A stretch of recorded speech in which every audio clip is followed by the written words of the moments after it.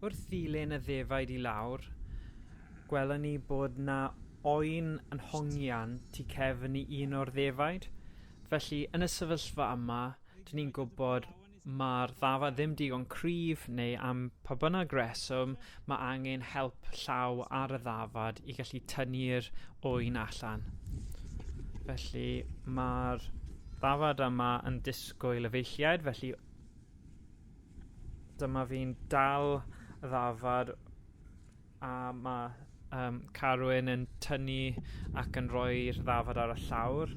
Dwi'n dal y ddafad I lawr yn ddiogel. Dyn ni ddim yn brifo'r ddafad trwy wneud hyn.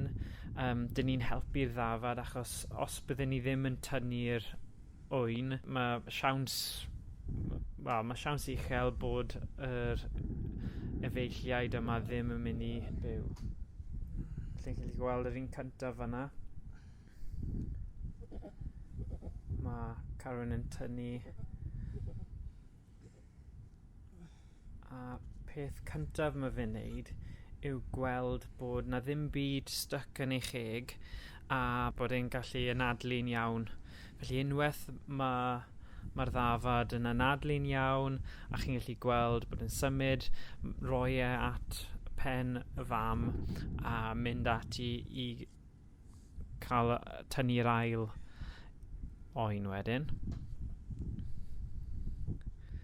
Chi'n gallu gweld fyna mae'n symud a mewn eiliad bydd y ddafad yn rhydd I gallu dechrau llyfu'r oen a bydd y peth naturiol wedyn bod nhw'n bondio a mae'r oen yn dechrau bwydo gan y fam.